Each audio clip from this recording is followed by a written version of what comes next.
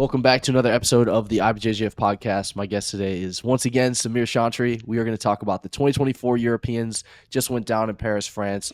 Had an incredible event. So many amazing champions competed. And Samir, thank you so much for joining me. Of course, thank you for having me. What an amazing event. Once again, Europeans was super nice. And unfortunately, I wasn't there, but I heard the crowd in Paris was amazing. How was it? It was awesome. It was electric, just like last year. It was really cool to set up for the finals, too. We had some cool lighting setup for those matches, which was really neat and different this year. So, yeah, we got to see, like I said, so many world champions compete at the event. And I think that this event, like it does every year, it really sets the tone for the rest of the gi season. Yeah, no, I heard about it. I actually saw pictures about the lighting, and also I'm excited. I even put in a comment. I'm excited to see if they did that to Europeans, what can they do for worlds? It was actually I was talking to some of the directors, and I was like, hey, like they did in the GP, I was in the crown. I was like, no, maybe towards the end, the finals, we can set up something like that, the lighting, and put a little bit more private there for the crown for the finals for the worlds. I think that'll be pretty unique, something different this year. And since they started already like that for Europeans, it would be nice to see what they are going to come up with for worlds. It's like I mentioned, there were so many great performances, and I think we got to start off with Mika Galvao. He signed up pretty much last minute, ended up doing the middleweight division, and it's a division that he says he plans on competing in for the rest of 2024.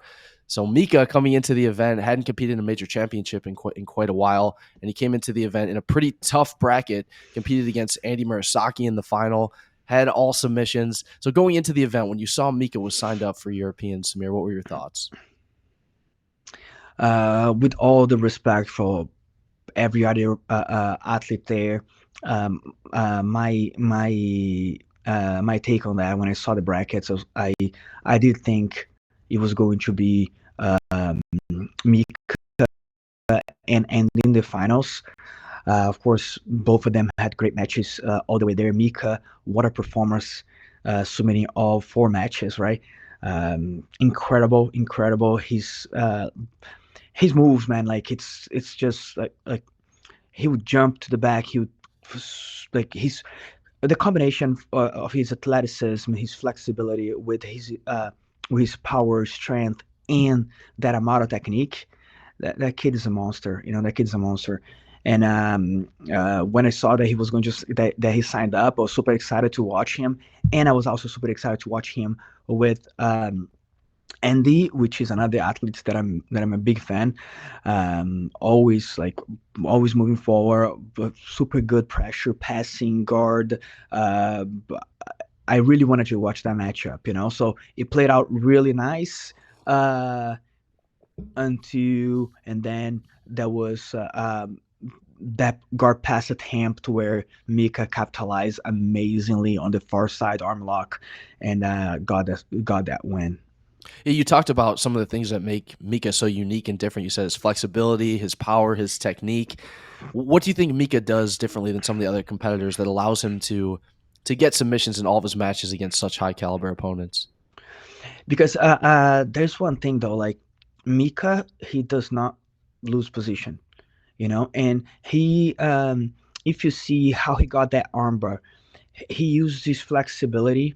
He brought his leg all the way to the other side, and then his adjustment with power, with strength, and of course the adjustment comes from the amount of technique he has and knowledge in that position. So he uses a very good combination to hold on those positions and to be able to get to those positions. If you see also how he took the back in one of his matches, he threw the leg over the guy's arm, and you can see how close he could bring his leg from his head in that move. And then after that, he does not lose positions, So it's one thing that I even had for me in my career. I always had that once you advance position, you should never go back. And he has that mindset.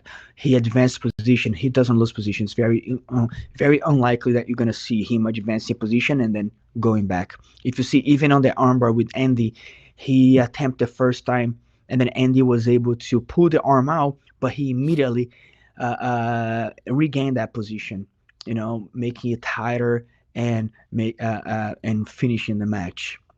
So there are two techniques in particular I want to get your take on. Mika's obviously very unpredictable, has a lot of different techniques at his disposal, but one that he was using was that arm drag from close guard, which is a technique that you learn relatively early on in your jiu-jitsu career. But the way he was able to make it work on someone as good as Tarek was pretty incredible. So can you talk about that technique and just what you've seen Mika be able to do with it over the years? Yeah, no, absolutely. No. His close guard itself, um, it, probably all the techniques are in my beginner curriculum here in the gym, but doing a high level like he does, um, not trying to compare or anything. I'm just talking about the technique itself. Like, uh, I remember seeing that from Roger Gracie doing 10 times in one tournament, Yeah. like those positions. You see how well Mika can do the basics. Like he does his techniques. He's very good on how to move his body and how to he's crossing the arm at the same time that he's scooting out, at the same time that he's hugging the opponent, and he makes everything so tight and so technical that even the basic technique becomes super high level technique. You know what I mean? And it's very hard for the opponent. And in the end of the day, the basic techniques, they're not bad techniques. The difference is that your opponent, the more he sees it, makes it easier to defend, correct? Because it's Yeah. technique that we see on day one. But once you master it the way that Mika does, it's hard to defend. It's hard to defend because the techniques are being done so well. He does such an amazing job of combining techniques like that with ones like the one he did in the final against Andy. Some people call that the Choy bar, where you throw your leg over the top, invert a little bit, and then come back with the arm lock. Can you talk about that technique and just how unexpected it was for you while you were watching that match? Yeah, no, it's an amazing technique. I do technique myself a lot too. I always call like a far side arm lock, far side arm lock. We're on one side, far side arm lock, kimura. I do a lot of kimuras and arm locks to that side.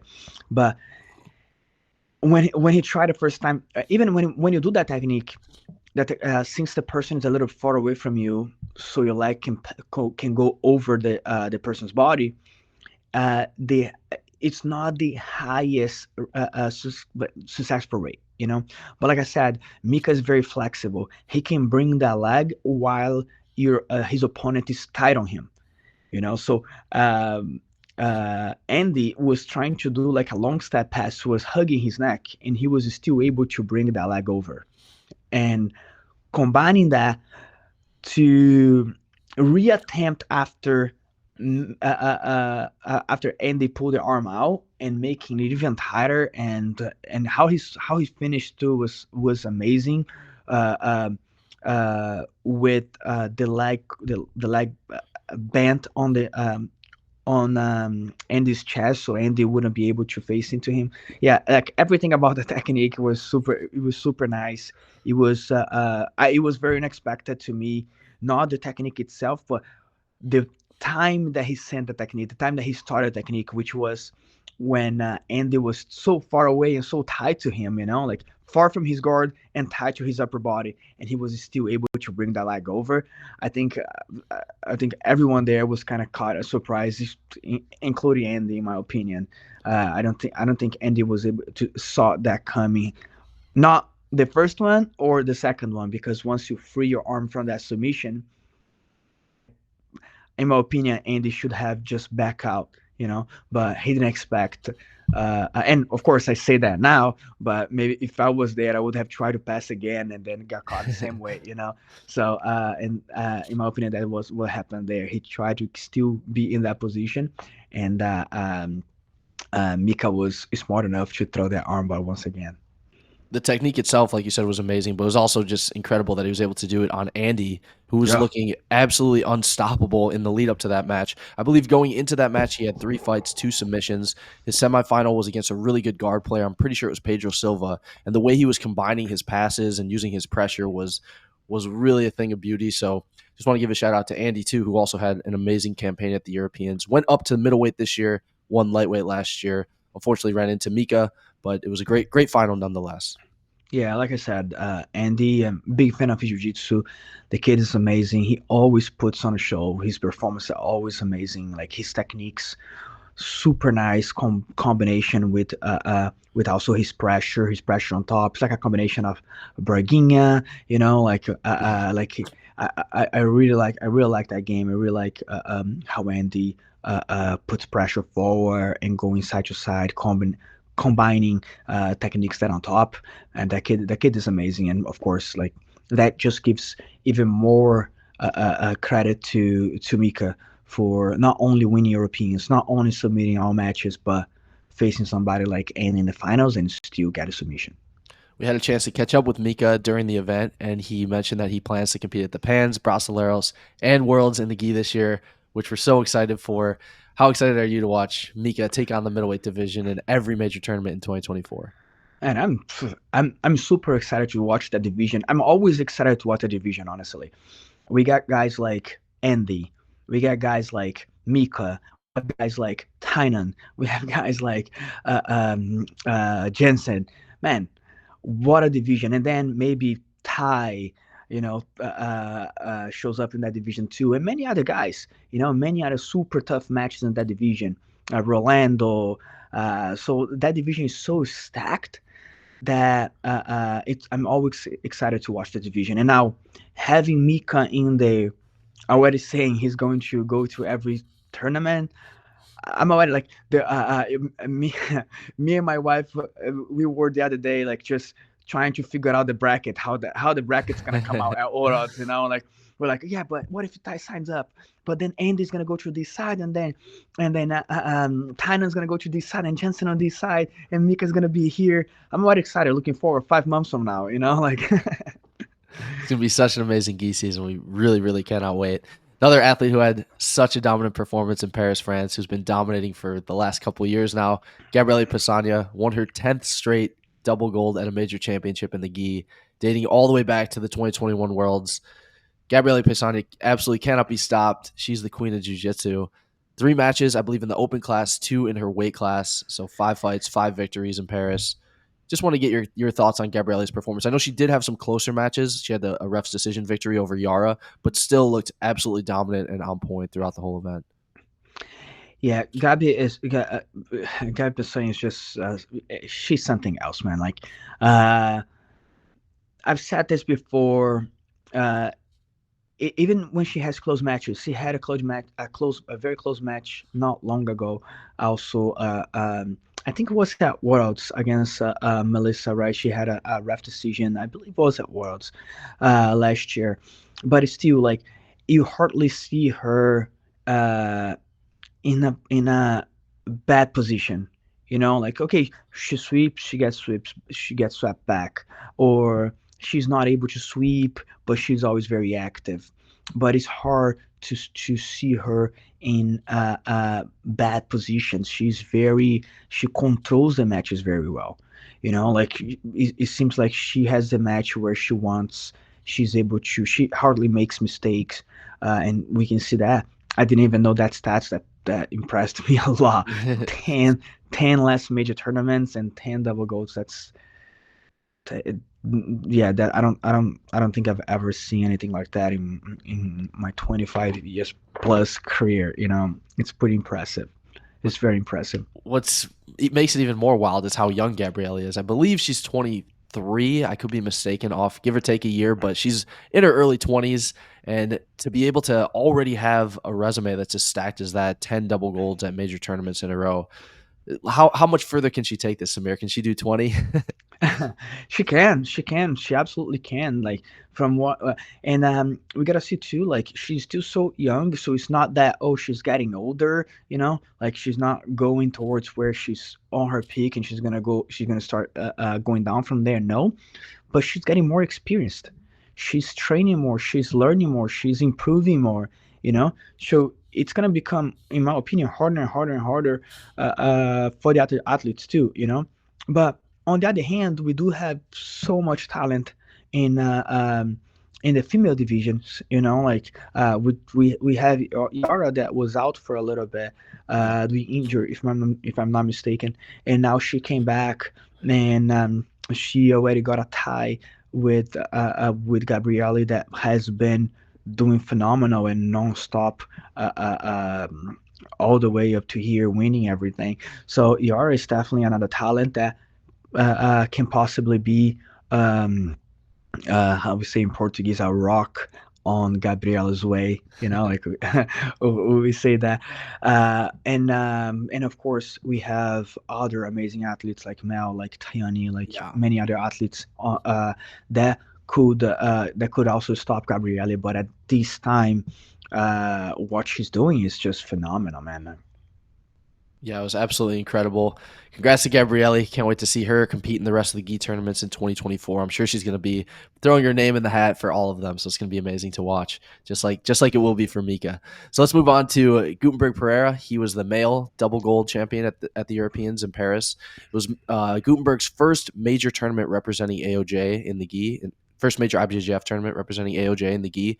Took double gold, had some great matches, ultra heavyweight and the open class. And it was very cool to see Gutenberg kind of use some of the techniques that he's been developing and honing at AOJ. He hasn't spent that much time there, but you can already see the influence on his game by Professors Guy, Tynan, Hoffa, Jonta Alves, and all the great athletes he's training with over there. Yeah, no, it was definitely a very impressive performance from Gutenberg. Of course, Gutenberg is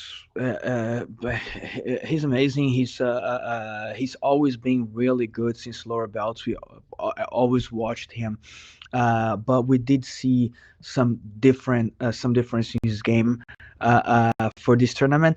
And I'll say that one thing that impressed me the most was how flowish was him during his matches. Like he never really stopped. When he was on bottom, he was applying techniques, his triangles, guard, his X guard, and all. So, and when he was on top, he was combining techniques all the time. So, it was nice to see. Even like there was even a match where the guy ended up almost passing his guard, and he turned away. I forgot who it was exactly, but so he was going and going and going. And then he would he mistakes happens because when you're trying, and he was trying to move on and trying to shoot different techniques. And I think he was off of a triangle. He was off of a triangle. Yeah, he shot a Yeah. triangle, and his opponent did like a smashing pass, and then he was able to catch the triangle with the same opponent. I believe that and then he had submissions from everywhere. He had armbars, chokes, triangles. So it was a great performance overall, not only for the fact, of course, that he won double gold, which just that itself would be amazing already, but I would say I really like his performance because he was able to impose his game. He was able to let it go his game. He was able to uh, put on a show, honestly. Like, he was able to put on a show, and it's always nice for us as spectators when we see an athlete that leave it all out there, like we were talking before, like after the tournament he was blood all the way, Yeah. and He looked beat up. yes, so that means like he did not hold anything back, he Yes. went for war. He left it all the match in all his matches, and we spectators appreciate that. I mean, and I love to see when somebody wins with that kind of performance. Yeah, it was Gutenberg's first double gold in the gi as a black belt. He won the open class at the Brasileiros, I believe, back in 2022. Hadn't won double gold and hadn't competed at the Europeans as a black belt, so first European gold too. Great performance by Gutenberg. He also mentioned that he wants to compete in all the major gi tournaments in 2024. So I think it's a really exciting and new time for Gutenberg. So I can't wait to see what he brings to the table coming up. Absolutely, yes. Especially being in such a good camp as AOJ with such good athletes there and instructions, of course. So I'm excited to watch him for sure in this season. I'm excited to watch some of the potential matches that he'll face. Him and the Munizes, and some of the great matches there that I love to watch in 2024. Another athlete who won his first black belt European title was Kennedy Maciel. It was actually his first major black belt title in the gi, Samir, which is really impressive. Kennedy won the 2018 World's No-Gi. He's also won the Pan's No-Gi in the past. But coming back from a big knee injury, he competed at the No-Gi Worlds, didn't get the results he wanted. I believe he lost to Diego Pato. But he came back with a vengeance in January in Paris, won Europeans, had an awesome performance in both strategically and technically. So can you comment on Kennedy's performance and just how difficult of a road he had to the featherweight final and featherweight gold? Man, it was an amazing performance. And I'll tell you one thing: if that was, of course, Kennedy physically, technically, it's amazing. But there was one thing, in my opinion, that in that particular tournament put him apart of everybody else. It was here. He was just so focused. It just felt like from outside, from watching his matches, it felt that he wanted more than everybody else in that division. Now of course not taking the credit of anyone else, not saying that people didn't want. Of course we're there, we all want to win, but it just felt like he had a little bit more spice than everybody else in that criteria. Uh, he went through bad positions. He never stopped for a second. I think his match with Diego Sodré, that I think Diego passed his guard and he turned, and then Diego passed again and he's turned again, and I think he ended up winning by 2 points or something. Like it was such a great match. Of course, Diego, man, like I think Diego won no, 2022 last year or Europeans. 2022, right? Yep. Yeah, Yep. 2022 Europeans. So he was runner up at Worlds, I believe, two times. Yep. So 2 years in a row. Yeah. such a great athlete, such a great fighter, and man, like it was a war. But I think the thing that made a difference there, like I said, of course, both of them are amazing technically, both of them are amazing athletes too. But I think that what made the difference there was that Kennedy wouldn't settle for anything less than a win, in that whole tournament. So he did very well technically, he did very well physically, and his athleticism was on point, which is not very common when you come out of an injury like that, when you come out of a big injury. He just came back. I believe he only did like 2 or 3 tournaments before that Yeah. last year. So it's and he didn't get a quite result that he wanted. For example, no World. So coming back and putting a performance like that, especially physically, like being there mentally super strong, it was very impressive performance. And man, like putting a performance like that sets up a statement, like Yes. he 24 maybe he's here, maybe he's here. Like if he set a tone that if he fights like that, pans in a couple months from now, worlds, it will be some incredible matches. Of course, we do have incredible athletes in that division. I always say it's my favorite division. Of course, it's also the division that I used to be part of, but Yeah. also it's a division that I really like because it's a very good combination of athleticism and technique. Um, I look forward to watch Kennedy this year for sure. Yeah, his wins came over Eduardo Dudu Granzotto, new black belt, who's amazing. Then he beat Sebastian Serpa. Then Diego Sodré in the semifinal, Alex Sodré in the final. Quite an impressive lineup of competitors in that featherweight division. I don't think you can have too much of a harder road to victory and to gold than that. Yeah, it's quite a run for sure. It's quite a run. Just for the fact that he faced both Sodrés and was able to pass through both of them, it's already amazing enough, And then I had also two great athletes in the first and second match, and he did pretty well to win those matches.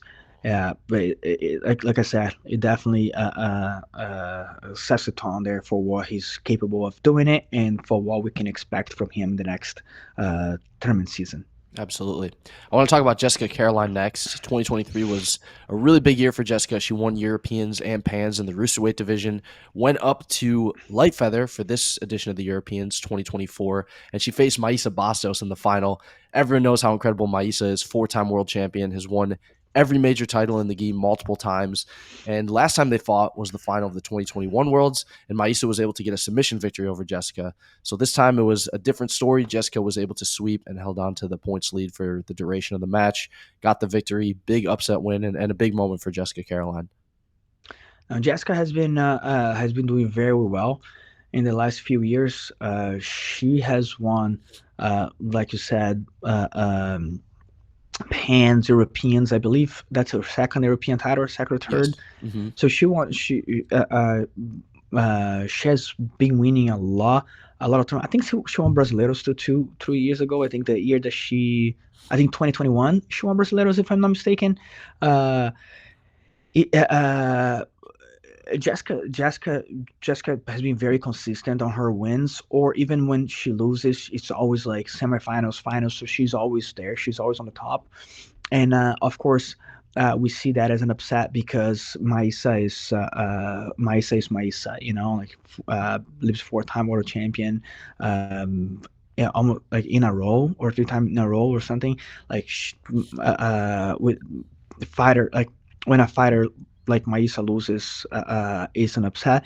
But I'll say Jessica has been doing amazing. Jessica, I think, has won every other girl in that division.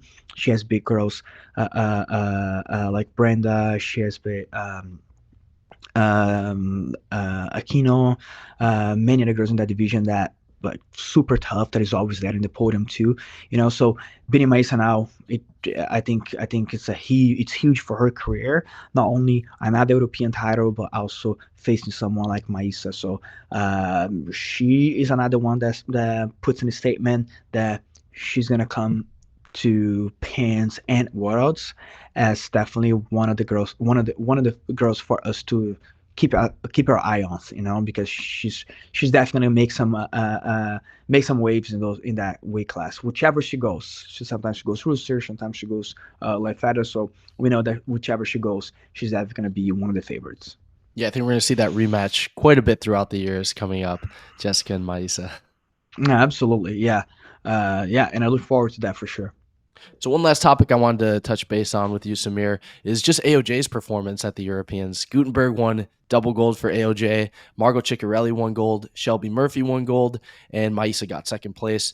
Taliesin Suarez also won gold, another gold for AOJ. So quite an amazing performance for AOJ. They also had some great color belts. Just want to get your thoughts on their work and how they keep raising their level every major tournament they bring their athletes to. No, it's been a little bit that the work they're doing there. It's very unique.